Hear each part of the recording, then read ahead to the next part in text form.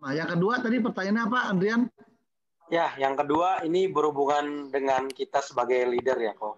Kan aku lihat kemarin Koko kan promosiin satu orang tuh, Thomas Adrik ya.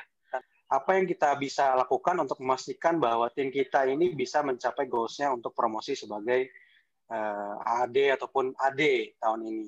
Jadi intinya gimana caranya kita tetap bisa berbuat yang terbaik sebagai seorang leader dengan caranya mempromosikan banyak orang. Kalau dari Ko Gincar, apa tips-tipsnya untuk kita semua leader di PCA? Thank you, Ko. Ya, oke. Kalau saya prinsipnya begini. Kalau di jenjang karir itu kan, saya nggak tahu ya di PCA ini jenjang karirnya seperti apa. Tapi kalau yang di saya sendiri kan promosinya 3. Ada yang promosi 2, ya, dibuat jenjang karirnya gitu. Kalau saya bilang ke tim di BOP kita itu kan promosi 3 orang. Nah, apakah kita berhasil untuk promosikan 3 orang? Nah, saya bilang ke tim saya, nggak usah pusingin yang akan promosi berapa orang. Tapi yang kita pusingin adalah berapa banyak aktivitas kita merekrut. Karena dengan ada aktivitas merekrut, pasti akan ada promosi. Tapi kalau tidak ada aktivitas rekrut, artinya gini, oh promosi 3, berarti fokus ke 3, lalu dari 3 orang itu fokusin sampai mereka jadi. Nah, malah itu nggak jadi nantinya.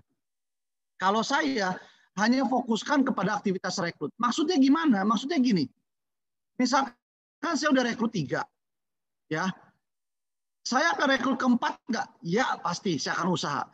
Tapi saya juga bilang ke tim saya, yang saya rekrut 3 orang itu, kamu dari sekarang pun boleh merekrut.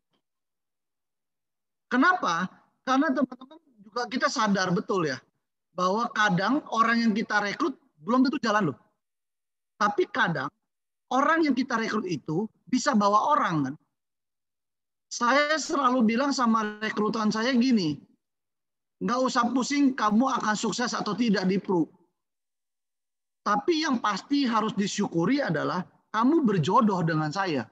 Kalau kamu berjodoh sama saya, berarti ada suratan, ada jalan yang memang sudah ditentukan. Apakah kamu akan jadi leader atau kamu menjadi perpanjangan tangan dari orang jadi leader.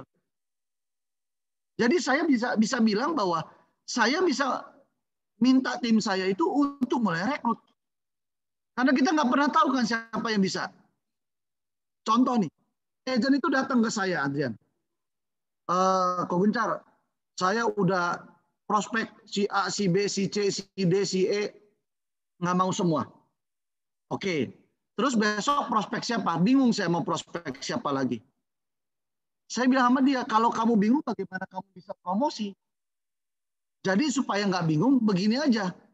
Setiap kamu prospek, orang nggak mau kan? Nggak mau. Kamu rekrut. Loh, gimana caranya merekrut? Ya kamu prospek dulu. Kalau kamu nggak prospek, gimana kamu mau rekrut?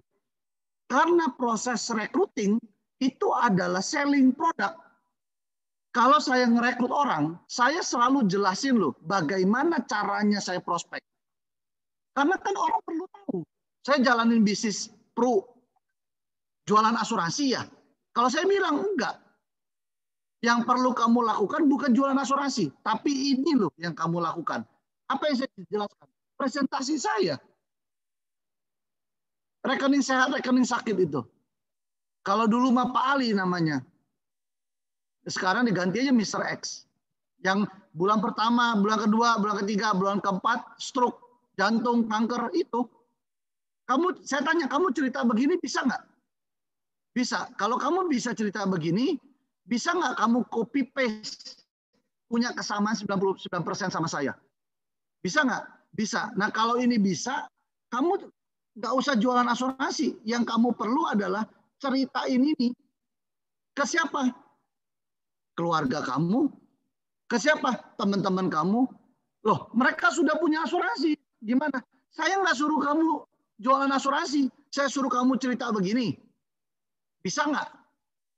Bisa. Nah, kalau udah bisa, saya kasih tahu lebih lanjut apa yang harus kamu lakukan. Gitu. Jadi saya berusaha untuk bilang ke mereka, jangan gini loh. Orang kadang terjebak, ngerti gak? Dengan pemikiran jualan asuransi. Orang terjebak dengan pemikiran gua prospek gak dapat nasabah. Padahal pada saat saya bilang, lu prospek gak dapat kan? Lu rekrut dapat gak? Gitu. Jangan-jangan dia nggak bisa prospek, dia bisa rekrut. Salah nggak? Ya nggak salah kan? Dibandingkan dia tidak ada aktivitas. Saat dia rekrut, orangnya jalan. Lebih hebat dari dia. Pertanyaan saya, bisa nggak dia akan lebih hebat lagi daripada yang direkrut? Bisa. Tinggal kita sebagai leader ngomong ke dia, lu tahu nggak yang lu rekrut ini, omsetnya udah 100 juta. Omset lu 50 juta. Lu kalah sama dia lu.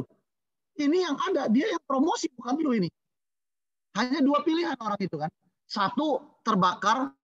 Jadi apa yang saya lakukan adalah memastikan aktivitas rekrut saya sebagai leader jalan, Adrian. Itu yang terpenting.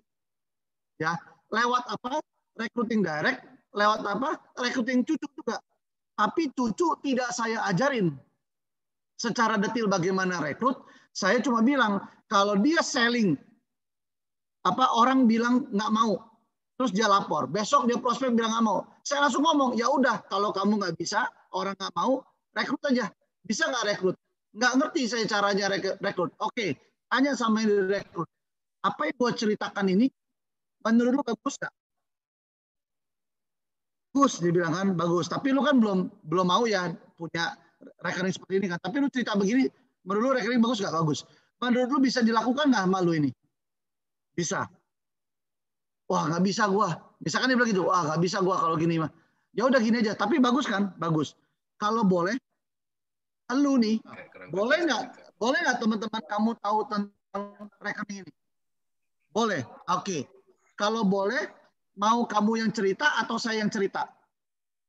Kalau mau saya yang cerita, berarti dia referensi dong. Kalau mau dia yang cerita, dia jadi agent dong. Gitu.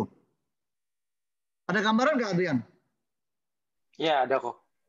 Terus jadi yang kita lakukan adalah aktivitas rekrut.